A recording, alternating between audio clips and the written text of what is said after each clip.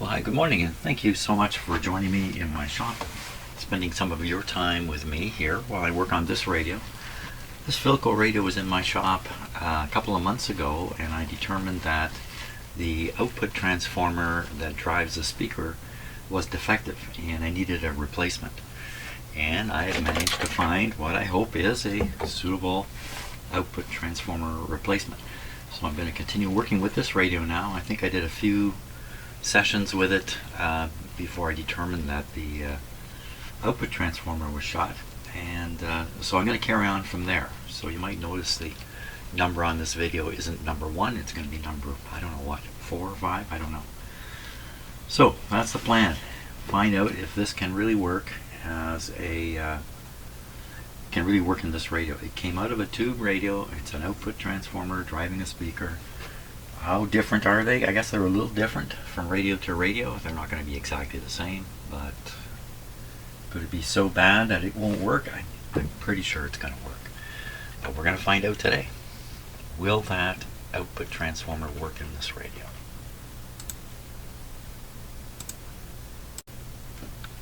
Okay, let's pull this guy out of the cabinet. I don't think I put the screws back in.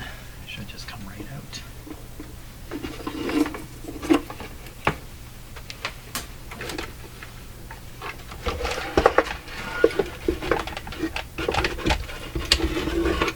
There we are.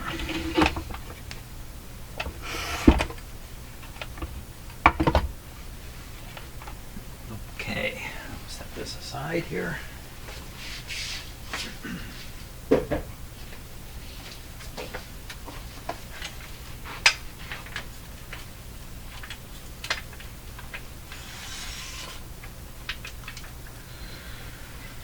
Okay, so here's the old transformer here, which I'm going to remove. I want to cut these wires as long as possible, and likewise with those.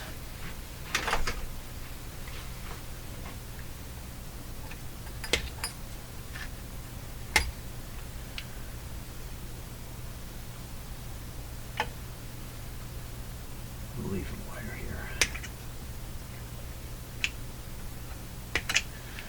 here. So let's compare the physical size. This is a tiny one compared to that one. That one's quite a bit larger. Probably can't mount it up on top here.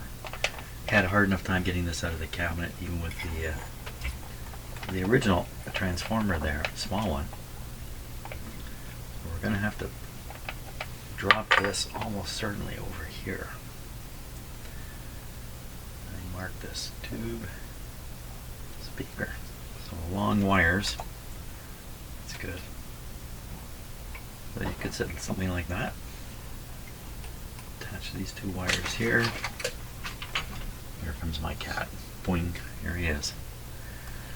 That would work. Now, how do we make this stay here? Do you glue this on? So there's a hold down screw here.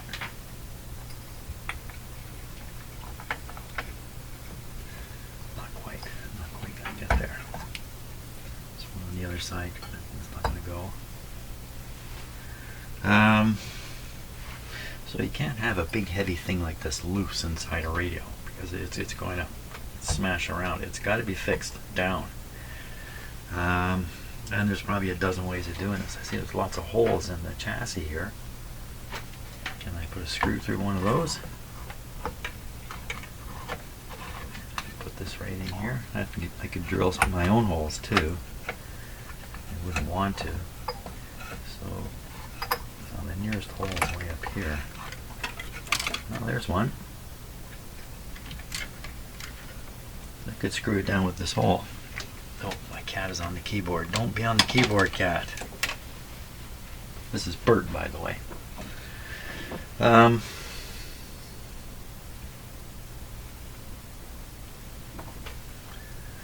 This actually looks pretty good like this. It's close to this tube, which is a hot tube, so it's going to be heated up a little bit. But I don't don't think that's enough to worry about. And if I can maximize its distance here. What, what was he doing? I wasn't really looking. I have the feeling, was his face in the camera just now? So, locking it down here. Now I could put a self-tapper into there. You can only get those so tight though. I have some big whoppers here. There's a big whopper. That would probably do it. That would probably tighten down plenty tight. You better look underneath and see what's down there. Down this hole here. Nothing. Nothing there at all. Lots of room.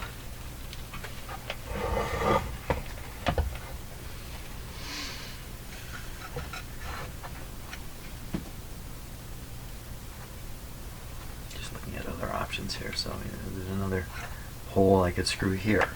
And this would stick out a little bit there. What would the advantage be? I don't see any advantage. I'm just going to screw this on one side.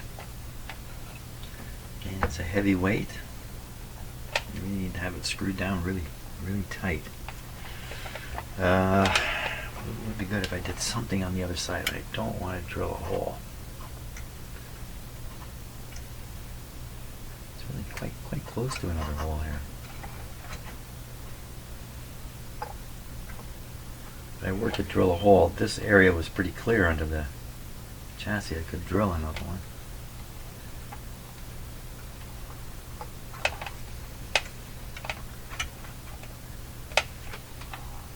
Don't know how accessible this other hole is in there. So got loose, it would swing like this. Not a lot of room to swing. I'm looking for an opportunity to tie wrap it or anything, but there isn't. Okay, give that a minute of thought. Get my cup of coffee ready here. My slow coffee maker is still making the coffee, so I realize I haven't actually tested this yet to see if it even works the way I expect it will. So we can do that. We'll find out.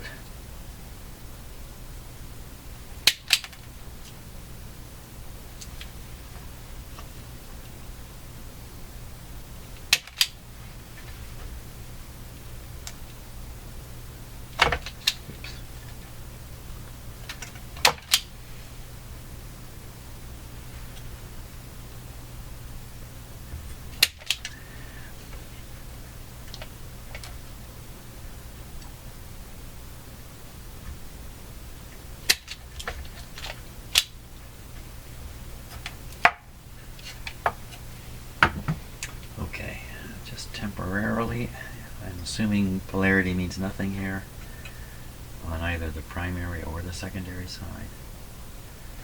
If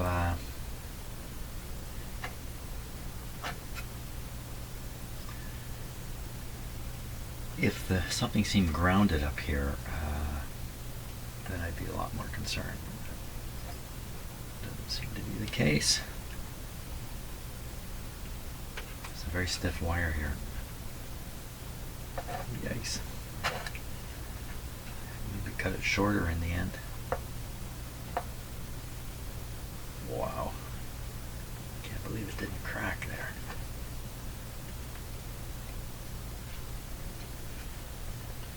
Just a temporary thing here.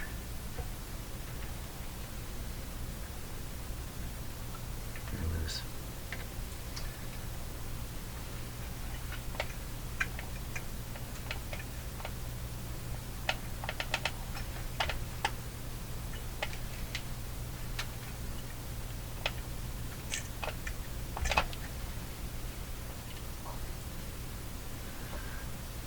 Just a huge whack of, what is this?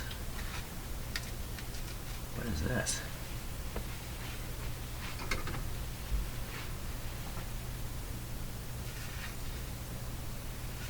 Now, wait a minute, how did this get in here? There's a bulge right here. What's with that?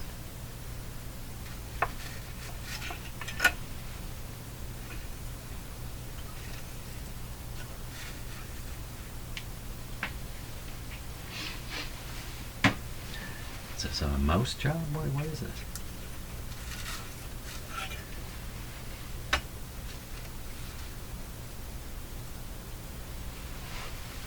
Somebody shoved that stuff in there on purpose? What would be the purpose?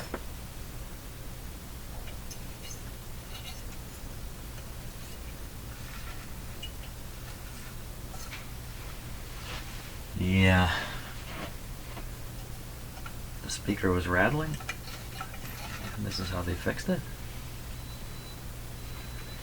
Oh, coffee machine calleth.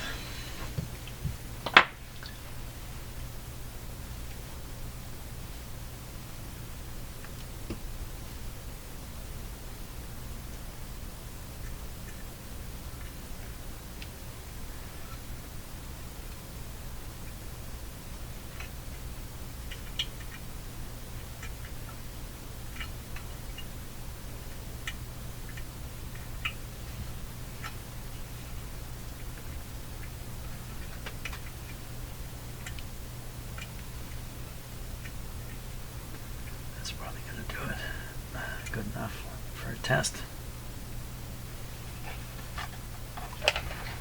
Okay. Now I believe I tested this radio enough to know that the radio part is actually working fairly well. The part that's not working well, of course, is the speaker. It has no loop antenna or built-in antenna. So if I'm going to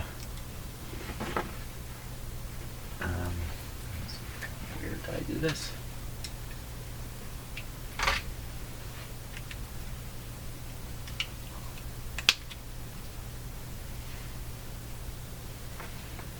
don't know, did I put that on there? I think I may have put that on there last time I was working on this radio. Okay. No antenna. So I'm going to stop for a bit and get the antenna. I have an outdoor antenna I can apply to this radio and drink some coffee now. Okay, here we go. This is the first time you've watched one of my videos. Then let me just explain a couple things here. One is I'm not going to plug this right into an ordinary outlet. I'm plugging it into a outlet, into this, which is fed power from this guy and has a knob. I can change the output power on it. Sometimes people might refer to this as a varactor or something like that. But I don't usually make too much use of this. I usually leave it set to put out a nominal 120 volts. What I really rely on are these two lights. So the power that gets to the project on my bench passes through these lights if I set this switch a certain way. If I set the switch down, then power gets here through there, from here. Complicated, eh?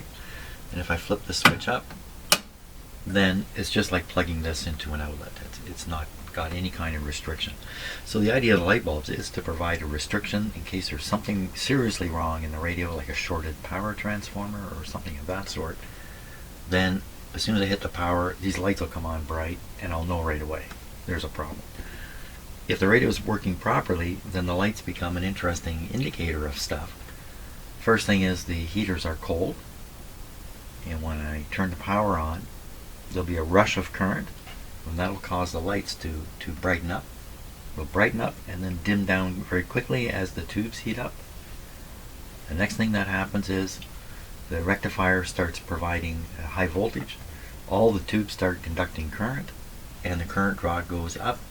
So the light, which has come down, goes up again a little bit.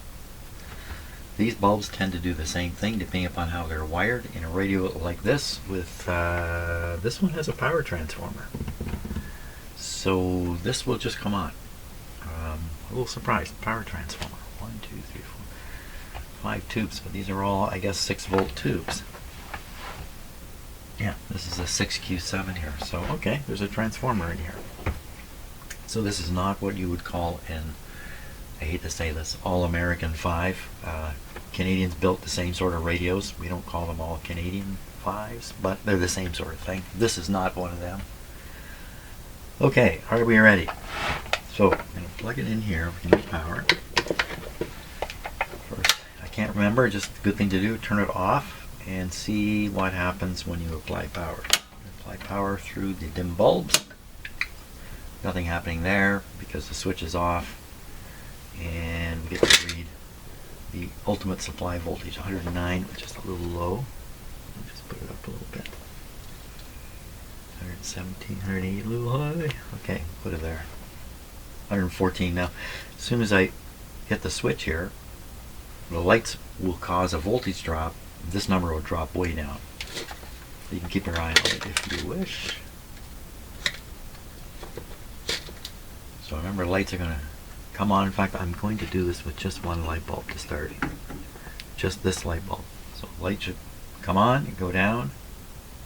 Stay down for 5-10 seconds and then come up a little bit. And at the same time, we should hear the radio because we have a new transformer here, which is what this is really all about. Okay, I'm gonna turn the power on here. One, turn on over. Here we go. Watch those lights. Bright. Dimming down. Okay, radio, start making some sound. Come on, man. It's not coming up. 88 volts. That's usually enough. That's barely enough to make one of these radios work. So maybe that's not quite enough. Maybe the output transformer is defective that I put in here.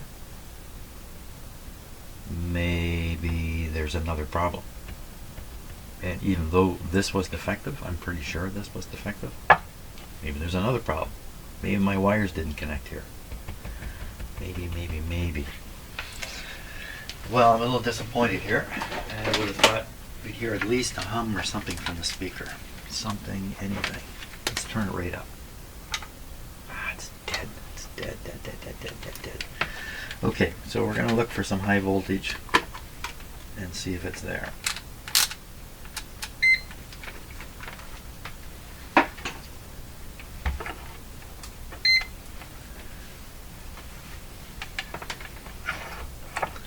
So, looking from the chassis to the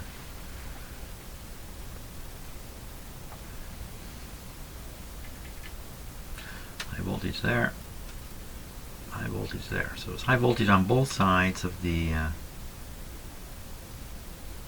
primary side of the transformer. Why aren't we hearing anything? I don't have an antenna connected. That could be enough. It can be this quiet without an antenna.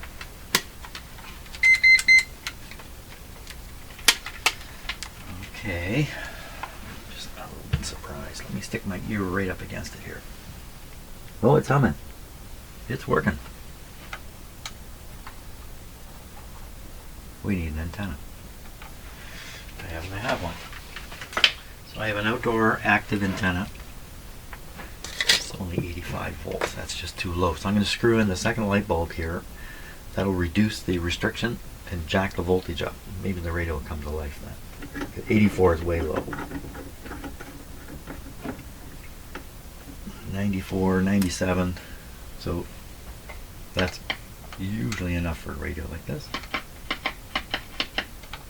The speaker's making some sound. 96, still a little low. So this is now connected to an outdoor antenna. The antenna wires are here. Oh, listen. Just my hand. There you go. Turn the volume down. I may or may not have to hook up this. Whoop.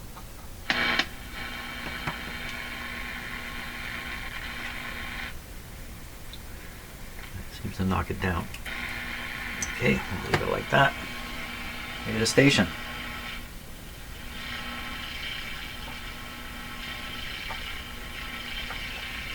This string doesn't look right. This looks like ordinary kitchen string. it's sliding on the line here.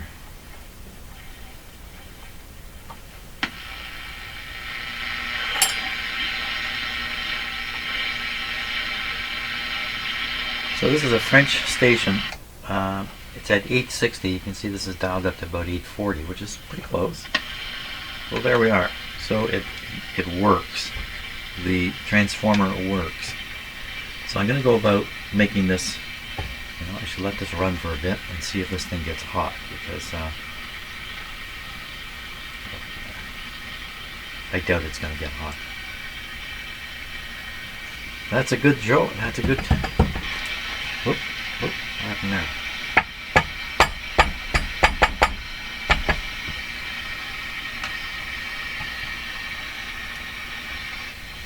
Whoop, what happened there? Now that happened after I stopped touching stuff.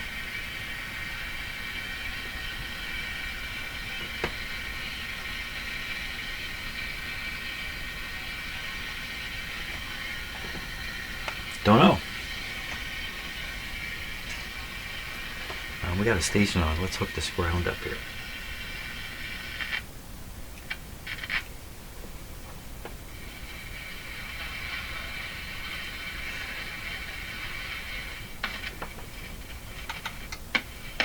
It's probably the volume control that caused that little jump in volume.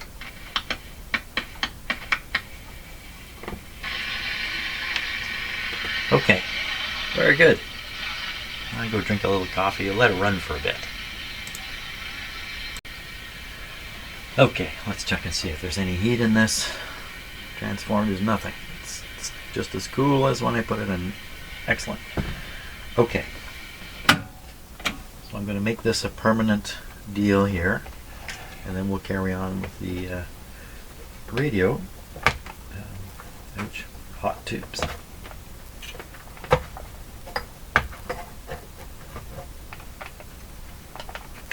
Stiff wires here that are upsetting the deal.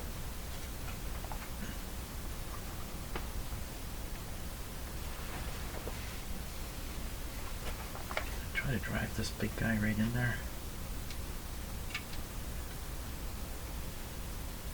I don't know if it can cut threads, this one. That's a pretty that's a tough go. Worst case, you ruin the screw.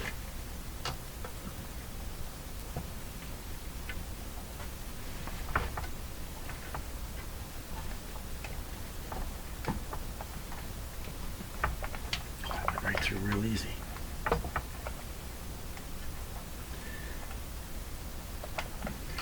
Yeah, it's going to be loose like this. That's not bad. The screw can go a little tighter. There we are. That's pretty good. Well, that's all a lucky break that all this is working out this easily. Okay, so I'll make these connections permanent, and then we'll attend to the rest of the radio. Power's off. Let's take a peek. I don't remember. Did I do anything underneath here? No, I did not. It's all original stuff under there. Yikes. There's no capacitor up on top, so I guess it's relying on these two as the filter capacitor for the power supply. Didn't really notice any hum, but when the radio is out of its cabinet, the hum is greatly suppressed. Or when it's in the cabinet, a hum is pronounced. Maybe that's a better way of putting it. Okay, make that permanent, and we'll fool around. Let's take a look at the dial string here. Let's see, I've got permanent connections made. So this kind of radio, the pointer is right on the capacitor shaft, which is a great thing. I mean, the pointer cannot really get out of alignment with the capacitor unless you spin the pointer on the shaft, which you can also do. The string becomes much less important in a radio like this one. In fact, it is. And you can see the string that's on there is definitely kitchen string, just your regular cotton string. if I turn it this way enough, you can see that a spring appears right here. A bit of an unusual way to put a spring on a string. So it could be somebody's best guess as to how this should be done, or this radio is a little odd. Sometimes when the string comes off, a person can look at it and realize right away how the string should go. In other radios, the string comes off and it becomes a bit of a guessing game as to how it should be wound through various pulleys and stuff like that. There's none of that in here. It's really simple. It's just from the shaft here straight up onto here. So this is as simple as they come. Now it's very hard to turn, but it's almost certainly because of the lack of lubrication right in here. If I tip this up, you can see there's an extender here, if you like, an extension, and that's to give the shaft, if this wasn't here, if this was much shorter, the shaft would be wiggly. So this gives the shaft, the part you're turning, it makes it better. And I'm going to use just WD-40 here. Try not to get it on the string, so I'm going to put it in this way. And this can make a big difference in a radio. Or it has already. This has just become very easy to tune. So while we've got the WD-40 out and Bert has reappeared. Where'd you come from, Bert? A couple other places. Good places for WD-40 is in the bearing on the capacitor here.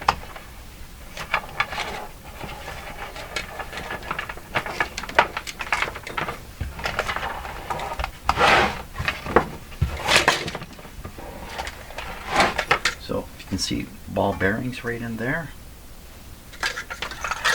I'm gonna give them a shot. Again, I'm just using WD-40 here. WD-40 is a combination of solvents and very light oil. Isn't that right?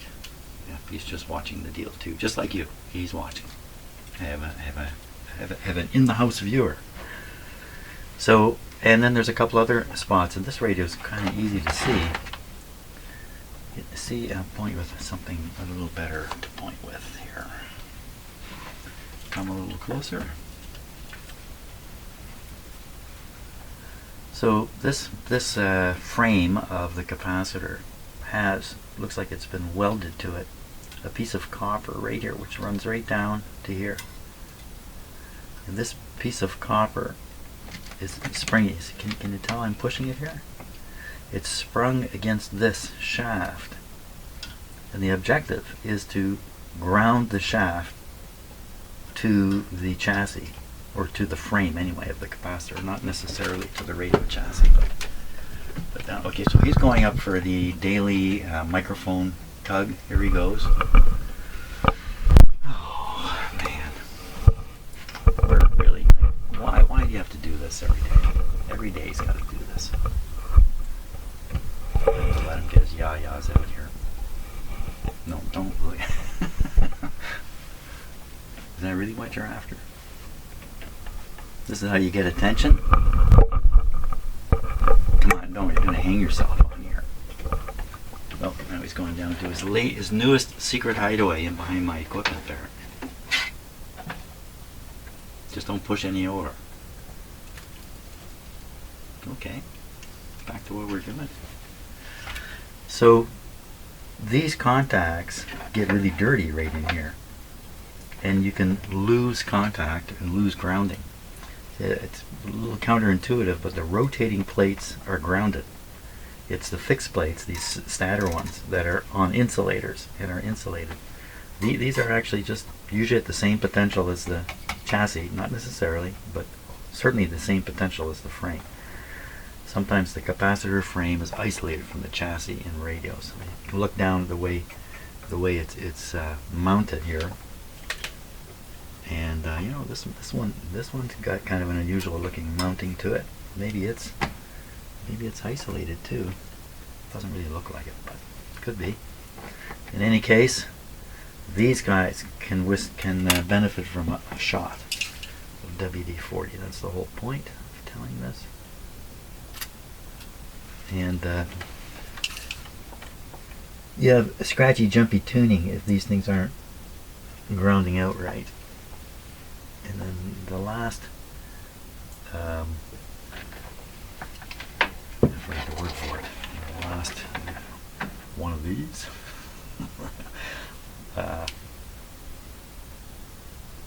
is right here, and it's so small it doesn't need any lubrication. Now this has probably become quite easy to tune.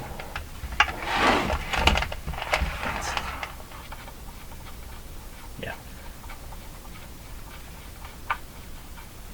And also, because the pointer is attached right to the capacitor, even if the string has slack in it or slip or anything like that, you can still tune the radio pretty good because you can just watch where the pointer goes. Other radios, this can become a little tricky if there's slip in the string and backlash and all kinds of stuff. So simple, sometimes better. What am I doing at this point? We're going to leave the string the way it is because there's no advantage to changing it. It's doing the job, kind of, almost doing the job. Slipping here. I wonder why it would slip at one end.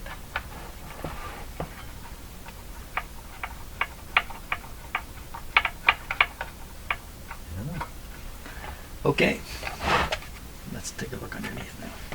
The radio's not plugged in. I'm going to tip it, maybe we'll tip it this way.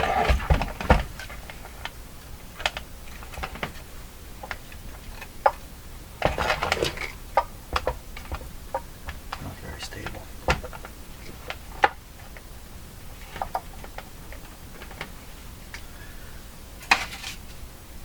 Let's see if I've got something here. Too wide. Maybe these two. Maybe just one. Just the thin one. Wow, I don't want to really use a tube to steady the radio, but okay, good enough.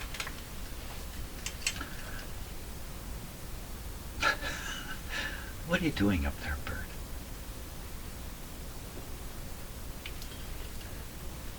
One of the things about having cats is anytime, we're all getting very anxious these days over all kinds of stuff that's happening around us that we can't control. I look at my cat and I feel better. There. I feel better. So what to do here in the radio? Radios seem to be working pretty good, and oddly enough, no hum. Often these radios have just nothing but a wild hum coming out of them, and it's because the filter capacitors are worn out. Not these. So this tape has been this is friction tape that's been used here, or we would call it hockey tape here in Canada, and this is actually very good tape to use. If you find this tape, it's much better than the modern electrical tape, of which I can't find my roll right now, but you know what I'm talking about. Just ordinary vinyl electrical tape doesn't do very well. And you'll find it in these radios kind of it's unwound itself, the stickiness is gone, and it's a very, very close short circuit here. Very close. Right with the cord tugging on this, very close to a short circuit on the power capacitor, but it is the negative side. So, well, that's something to look for right off the bat. How is this ground? How is the chassis involved with this radio? We follow the power cord, it comes to the plug, and then right from there straight into the primary of the transformer. See, no connections to anything, no capacitors, nothing. Okay, now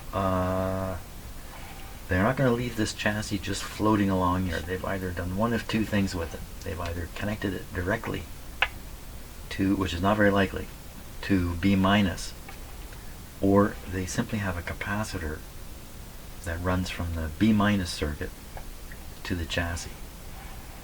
And I'm looking for that capacitor right now. So I'm looking for something that is soldered right to the chassis. Now, this looks like this is it here.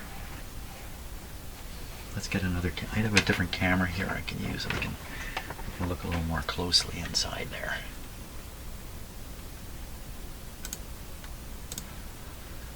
Okay. What I was looking at was this capacitor here. It does it. Oh, there's a wire cut off there. Well, that.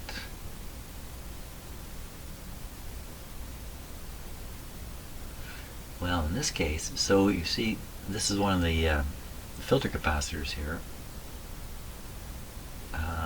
Sorry about the focus, but my camera's going to try to do its own thing here. Let's see if I can get it to focus again. And where's the other one going? The other negative is going over there.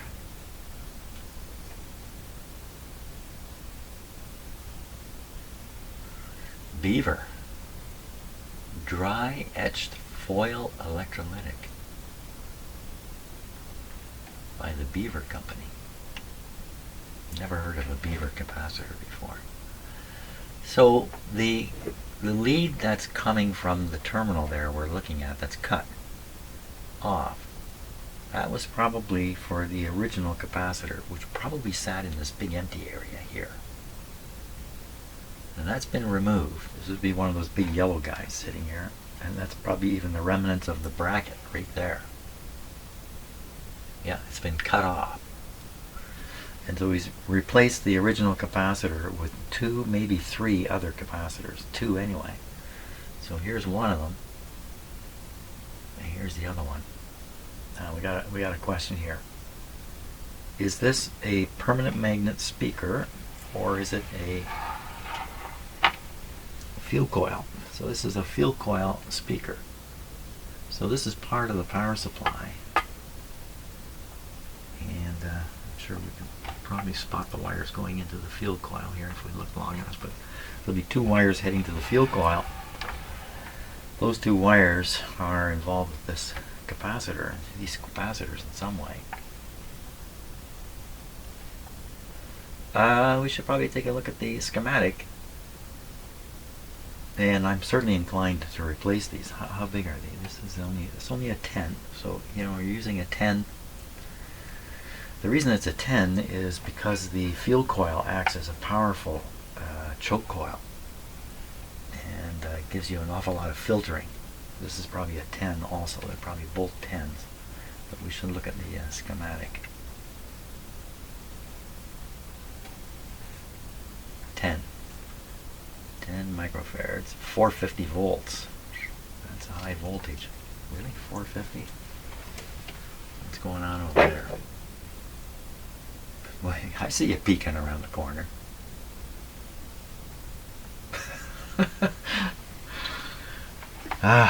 Okay. I can't help it. I love my cats. What can I say? Okay. So the next thing, we'll look at the schematic and look at how the filtering is done, just to be sure it is a pi filter with the field coil in the middle, and 10 is the right size. We'll find out what the schematic has to say about that, and then we'll carry on.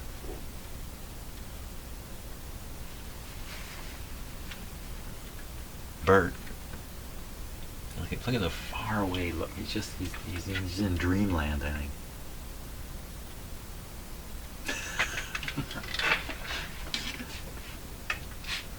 There he is. Find the cat. Okay, let's have a look at the schematic. This is the Philco Model 32, which is what I've got on my bench here. And we'll start with the power supply. And we can see here's the 2 wires coming in that I noted in the radio, and they're just going straight to the primary with a switch. And they're showing the switch is ganged or attached to the volume control. Here we've got A. So anywhere we see A, And this one is yeah. Why did they put an A there if they put a ground thing here too? So we should find, well, AA. I thought they'd show A and then a ground, but this is the way they've done it. Okay, no consequence there. Just getting familiar with the schematic. There's a little tiny note in here. What are they saying there? Let's see if we can see that.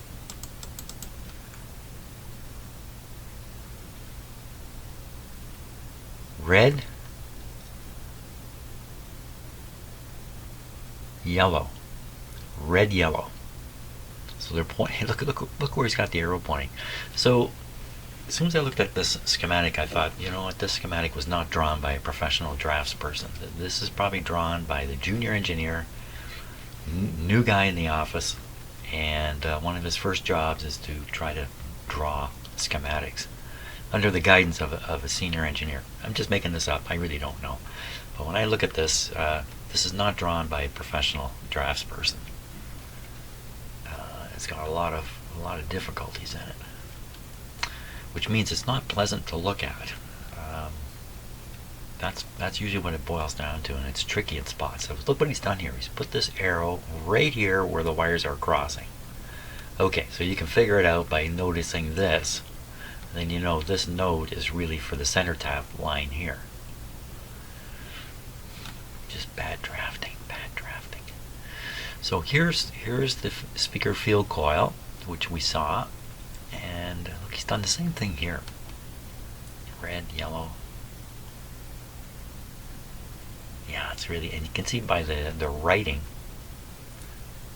some of this looks like an attempt at drafting, like this yellow, these words. But then these small notes, they don't look like a draftsperson did it. Maybe it was an afterthought. They came along and added that to the schematic. All these words here. That's probably what it is. Two people drew this. Again, I'm just making all this up for fun. I like the story. So here we see the positive coming out here, and we see the grounded to the chassis here. Just this one capacitor. The other one is floating up higher due to these resistors. This is probably a biasing arrangement, and this is probably going up to a, well, let's see, going up to a grid. Where's it going here? So no, I'm wrong. Going to a cathode. Yeah, wrong. This one. Let's follow this one up. This one's going up to the output tube grid. Here we are. So this line is providing bias on the output tube. Why did they do this? So this is going to have a small negative voltage on it also.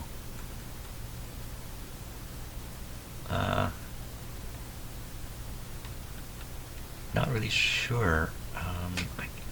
I guess, you know, there's no current. There's a huge resistor here, but there's no current flow through it. No DC current flow. So whatever the voltage is here, minus a couple volts, is going to be stuck on this grid. I believe that's what's going on here. So commonly, the grid on this tube, the detector tube, is not biased from the power supply. So that's a little different. Now the thing about this is, especially this one, if there's any hum in here, if these aren't working well and there's hum, then hum is being stuck right on the grid of, well, I lost track of where I'm going. Right on the grid of this tube. Will come out of the speaker. So, you know, what I found from my experience is when you see a field coil, this is doing most of the filtering, and the capacitors are almost secondary, which is probably why this radio is not humming significantly. Plus, it may have a humbucking coil in the speaker. So that's what this is. This is a humbucking coil, and the idea is this is picking up some hum voltage from here,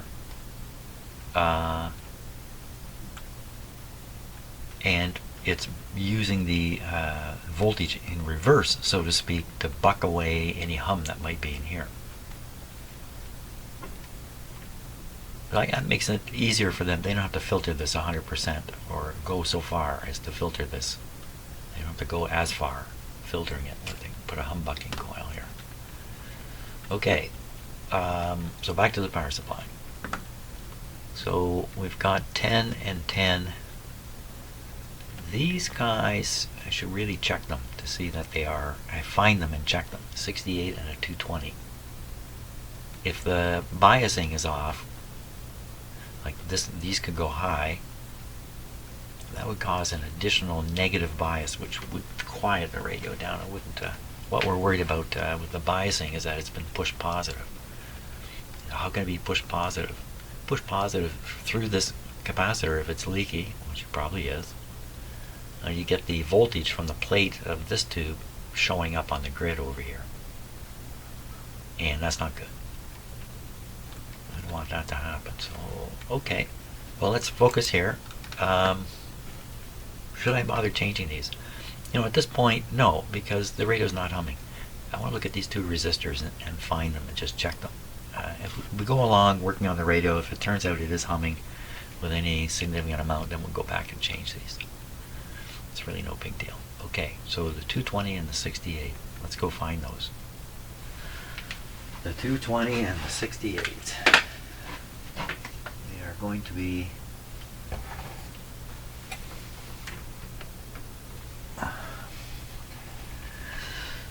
so we can look for them. Let me just put the schematic up on my own screen here so I can remind myself what we're doing. So these two capacitors appear between the positive leads of the two capacitors. Did I say capacitors? Two resistors appear between the positive leads. So the positive of this guy is up here. It's going to this rather in-your-face terminal here. And the other one, the positive, is down at this end.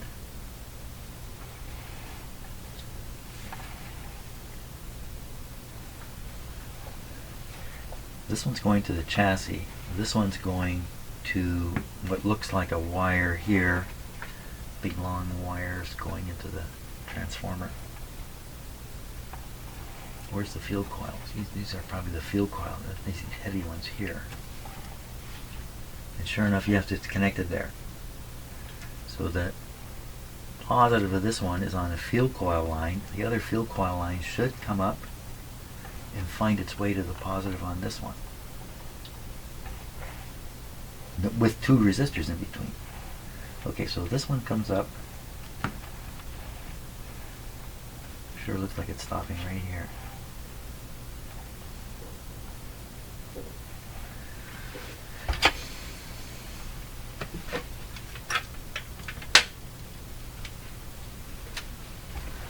Okay, where are you? So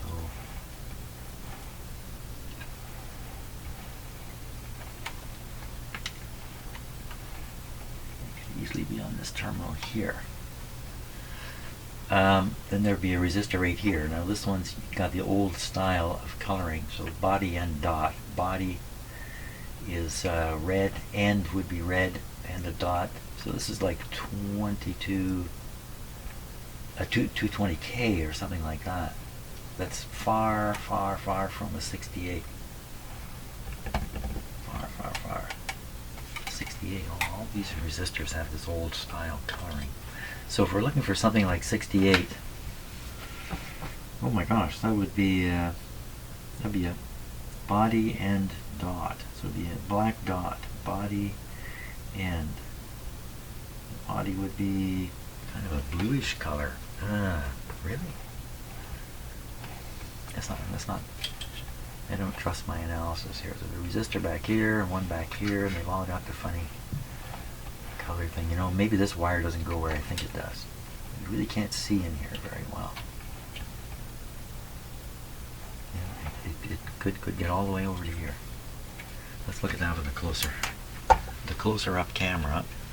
And to make this a little easier on us, I'm going to freeze the focus on it. So just give me a moment here.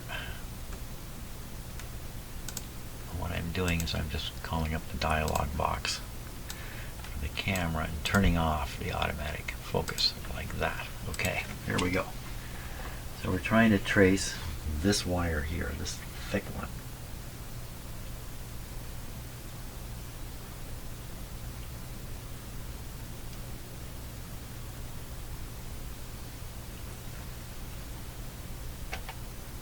I'm having trouble moving the camera. So we got to recalibrate here. Plus I'm standing on the camera wire. Okay, let me put the pointer on the wire. Pointer is on the wire. So that wire is the one we're tracing. Trying. Oh,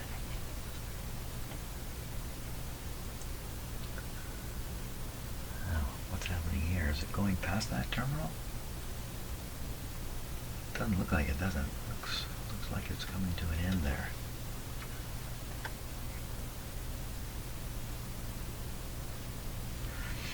And more light.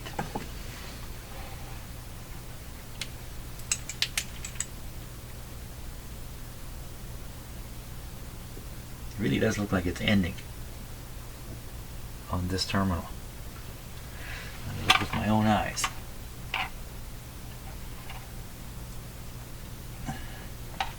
It's the wire underneath. Yeah, it really does look like it ends with the terminal right where this capacitor is. Capacitor. I don't remember a capacitor. And then there must be a resistor off of this somewhere. Well, it could be. So that red one, no, that's on another terminal. So all there is a wire leaving here. This didn't work out. Where's that resistor? These resistors are usually higher wattage resistors too. Where are you? Well, let's trace from the other capacitor. So if we come up here, it comes to this terminal, busy terminal here. You can kind of tell that that's somebody else's soldering and not from the factory. Well, maybe not. So there's a resistor right here, but it's going way off in the wrong direction. And well, there's all kinds of wires coming off here. My God. I have to come to grips with the coloring of the resistor. So I know what I'm looking for. Now the second resistor was a 220. Oh, that would be red, brown. Now that's red. That sounds familiar. Red, but it's red, brown. So it was body and dot. So red, but yellow, and not connected to this terminal. So there's another one that's red, but green. It's got to be brown. It's got to be red with a brown band in it. Or did the color change over time? Red with a brown. This one here, it's way off in the wrong spot.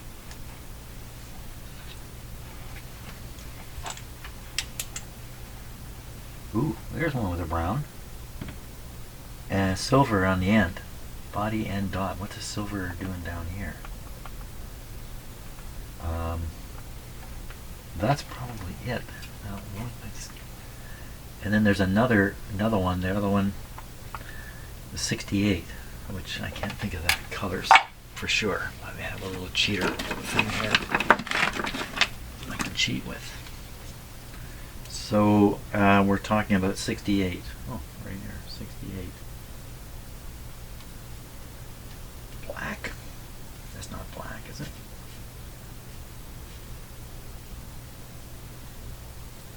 Blue? Isn't that blue? This isn't helping. Ah, it's kind of like a gray. 8. I don't know. Okay, sometimes, the simplest stuff throws me off.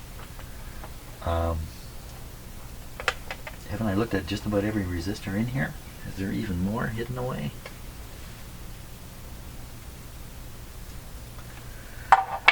Okay, I need to resolve the color code for sure, so I'm going to do that and drink some coffee. Blue, gray, black. Body and dot. So blue body. So there's a resistor with a blue body in here. And the end would be gray. Where's a blue bodied resistor? I don't see one in here anywhere.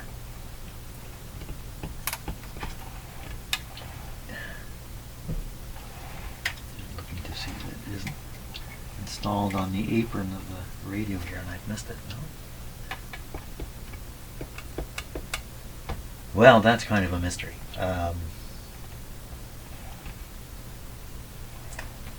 Blue, gray. So I don't see any resistor here that's blue.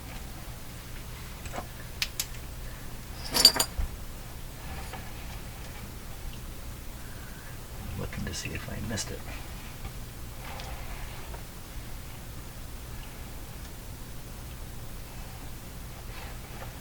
Oh, guess what? There it is. Way up under here. Let's take a look with the other camera here.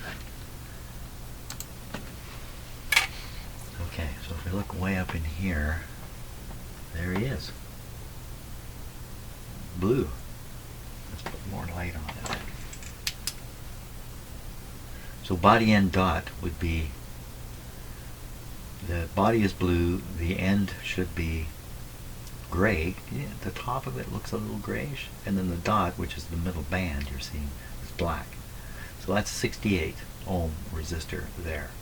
And it's a silver, so it's really supposed to be more precise. Now right below it is this red one. It has a crack. Is that a crack? Is it a crack or just a line?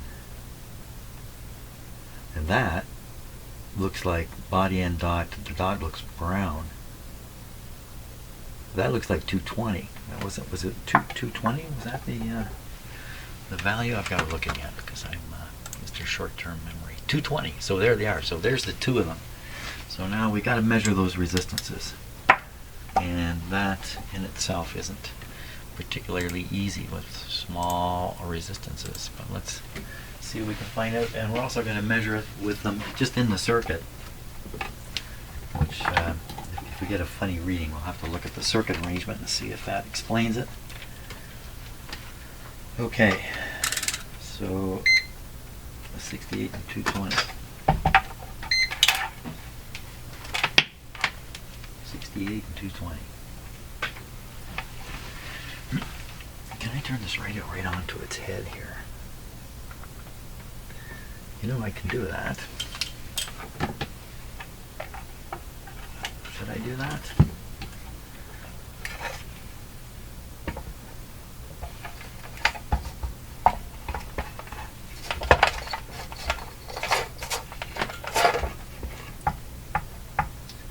Not the best thing. It's resting on a couple of tubes, but I think it's okay as long as I don't sit on it. Okay, so I won't sit on it. So now I'm looking right up in here. First one would be the 68. Oops. First one would be the 68.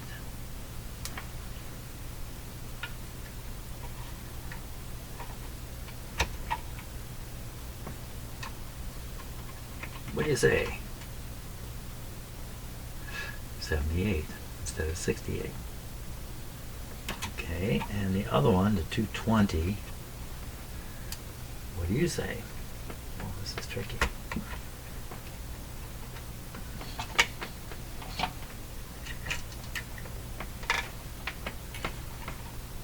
There we go. 230. Well, they're close. Again, unless the radio is exhibiting some kind of bias issue, there's nothing there to change, but that's good. That indicates the bias supply from the power supply is probably correct enough. Here's another connection here to the chassis I've just noticed. Bunch of wires. The black ground antenna lead going right to the chassis. Green wire, which looks yellow outside of the radio, but it's actually a green wire inside, is going up on top, probably to the antenna transformer that's probably there. I really didn't look at the schematic close enough to know. Okay. What's this mean now? Next thing we should do is operate the radio and measure the grid voltage on the output tube relative to its cathode. So if we look at the output tube, it's this big one here. We would see, what do we see? So I need to identify the grid and the cathode there, and then we're going to measure the voltage between them with the radio operating. But first, coffee break. Okay, so the output tube is actually not this one. It's this one here, 7B5E, this tube here, right here. So let's find out the grid and the cathode of a 7B5. 7B5, glass lock-in type used in the output stage of radio receivers. Yep. 7B5 is used principally for renewal purposes. Okay. So we're looking for the cathode, that's on pin 7, and then the signal grid right next to it, pin 6. We should put the negative probe of my separate non-grounded meter there right onto the cathode and put the positive lead onto the grid, and we should see a negative voltage.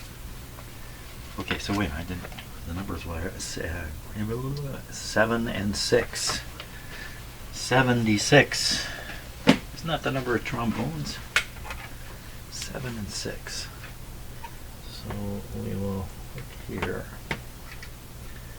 try to identify the numbers. Loctal type. So I think, oh wow, yeah, I think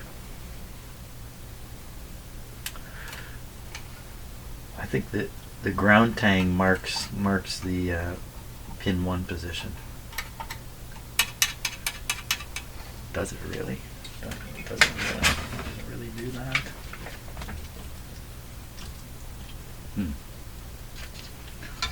Come on, camera. How do you know the pin numbers on a loctal pin? Loctal tube. Okay, well if it is based on this part here, it would be 1. Let's go the other way. 7. Oh. 8, 7, and 6. 7's tied to 8. 7's tied to 8. Let me just look at the schematic here myself briefly. Why would 7? Oh, that's not going to help. There's no pin numbers on the schematic, of course. 7, and what did I do with my tube book? Where'd it go? Oh, for crying, here it is. 7B, 7B5, here we are. So I think they've got pins. I'm thinking it's 7 and 8 tied together. So I guess that makes some sense. 7 and 8. 8 could be the grounded heater pin. That would make some sense. Then 6 would be the grid, and I see this capacitor on it right here, which makes sense. It's coming from this tube. This is probably the plate of the previous tube. This is the guy that we're worried about. So we want to measure the voltage from here to here and find a negative. Oh, what would it typically be? Close the book again, Jim. Come on. 7B5. Here, amperes. This type electrically same as a 6K6. Okay, 6K6. 6K. 6K6. 6K6. Heater, class A. Typical operation. Grid number 1 voltage, -7. minus 18, minus 21. Depends on the plate voltage. So a high plate voltage, you need even as much as minus 21 volts on the grid, but 7 for very low voltage. But this guy's got a transformer, so he's probably running with a pretty good voltage. So we should be looking for something like 15 to 20 volts. Minus 15 to 20 volts. And if we see that, then we go Yahoo! Okay, practicing without turning the radio on here. Just make my tripod a little bit more stable.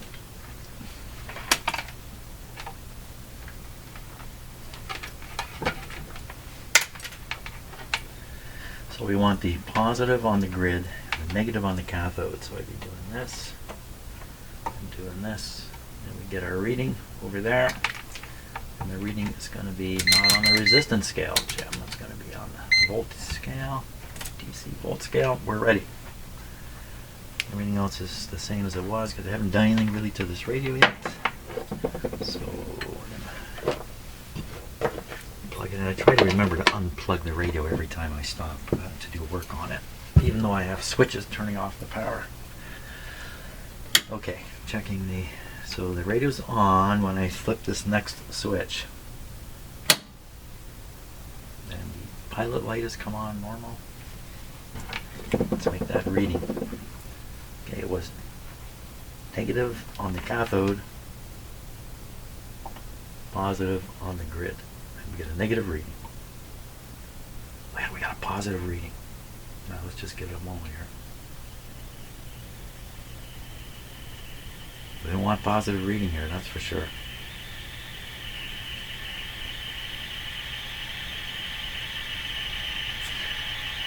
So the reason it's going more negative,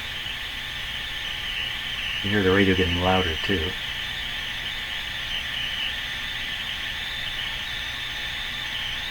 It's going to get to maybe a volt and stop.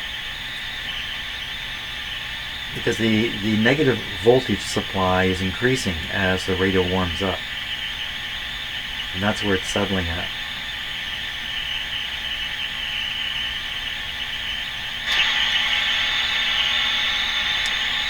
Wow, it's really dragging it down. Well, I'm dragging down the signal input on the grid. Put this voltmeter on there. Okay, so what this means. What this probably means is this capacitor here is leaking voltage. Let's check the voltage on the other. We'll check the voltage right across this capacitor. What do you got to do? So we got to be positive there, negative here. We want to read not across the capacitor. Let's not do that. We'll do to the chassis. That's my coffee maker going there to here. Ooh, that's not very much. 46 volts. So you usually have a low plate voltage on the detector tube, but that's real low. What's our supply voltage here? Where are we at? 94. Oh, well, we're way low here. How did we get so low? How did we get so low? What happened that made that happen? We've got both bulbs in. Okay, so I'm pretty reassured there's nothing seriously wrong in this radio, so I'm going to flip it straight onto the power. So the dim bulbs are not in the circuit anymore, and then we're going to crank this up to a reasonable voltage. You can hear a bit of a hum.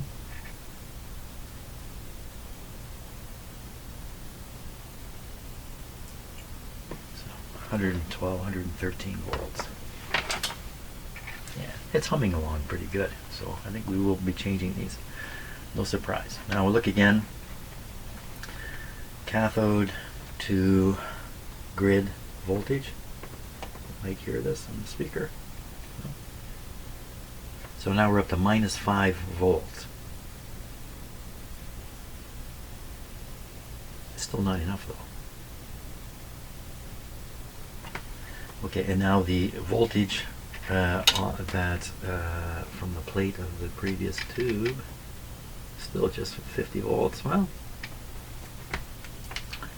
what is the general B plus? Oh, that's a good question. anywhere. Well, I think I can find it right on this busy terminal over here. 170, it's not very high.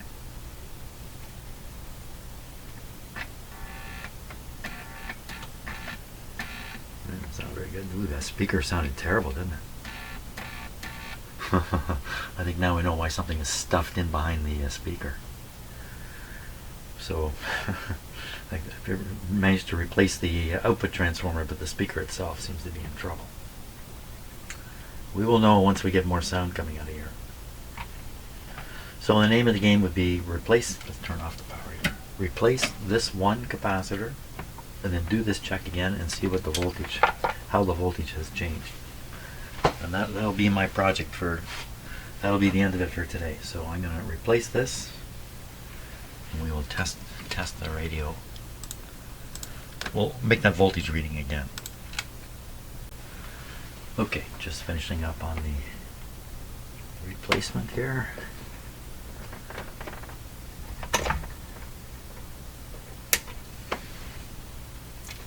There we go. You can see the yellow capacitor I've put in. Good show. Next thing is let's test the old capacitor. Here it is. It's not in the best of shape.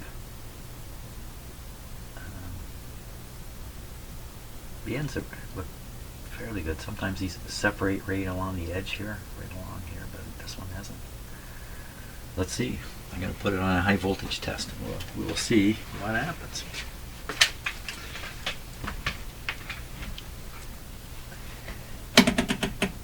So what this does is it'll put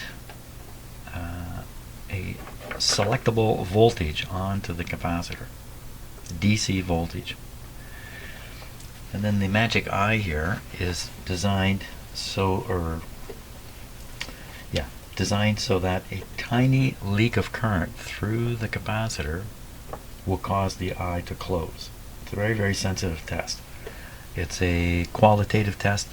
I can't tell you anything about how leaky it is, but it's comparative. I can compare it from capacitor to capacitor. This is the first one coming out of this radio. Let's see if I can get a little better look at the eye. There, it's a little hard for you to see in the camera. The eye is open at the bottom here.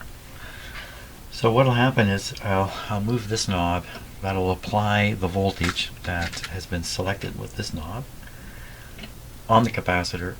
For a while the capacitor will charge, a while being a fraction of a second. While it charges, the current is flowing, the eye will reflect that. It'll close. Then as the capacitor charges up, the eye will open. The question is, how far does the eye open?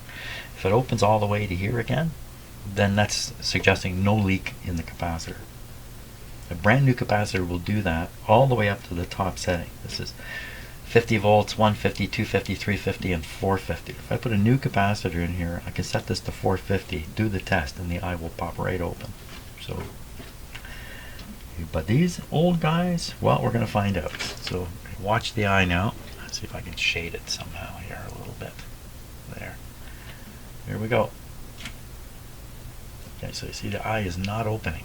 It's just staying closed. So from a comparative point of view, this is a bad capacitor. It's a bad capacitor. That's bad. Especially if the eye doesn't open, you really have no idea of how bad it is. Just comparatively speaking, most capacitors I take out of these old radios on that test at 50 volts, the eye will open part way. That's so this one, the eye didn't open at all. So this is bad. So it means it's a really good excuse for that voltage situation on the grid of the output tube. We'll now check and see if it's really fixed it or not. Remember, it was supposed to be around minus 15 to 20 volts, and instead it was minus 4 volts, I think is what it got to, which is not good. Let's see what happens this time.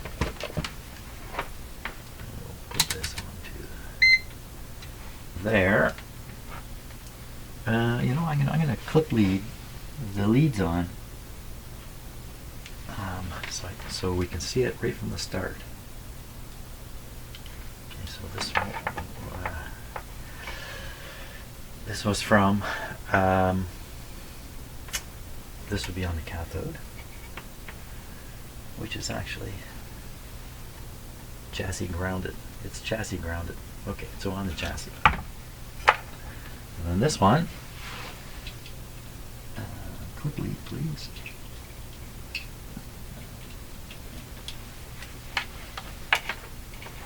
This one I'll clip on the grid. This way I don't have to handle the voltmeter.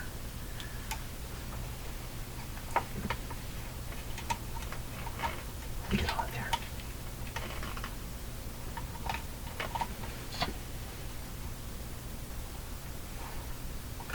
Okie doke, we're ready. This is the antenna connection, in case you're wondering what's that wire. Let's get this out of here. Put away a few tools. Okay. We're ready to go. Plugged in. Set is turned on. Watch that voltmeter. Oops, I think I should put it this way. -3.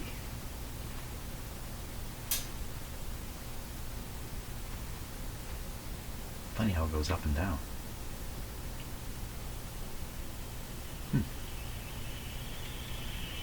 -7 was the lowest recommended number there.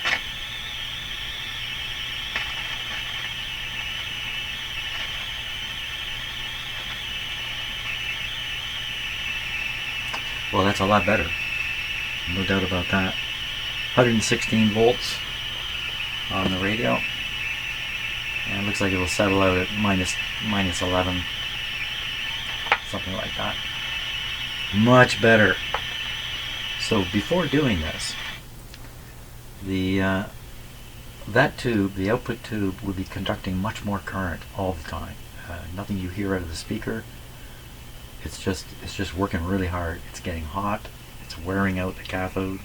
The cathodes and tubes wear out over time. They're consumed by the tube's operation, particularly if the tube is pushed out of its engineered zone into a unengineered zone, and certainly with this running at -4.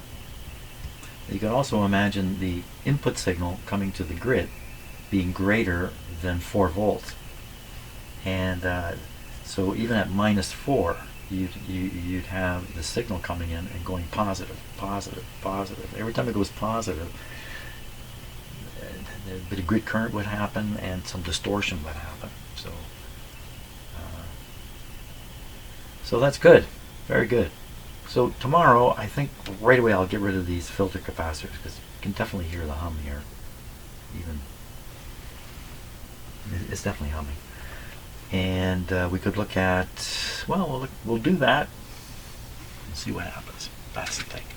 Thanks a lot for watching today, and we'll see you on the video tomorrow. Have a great day.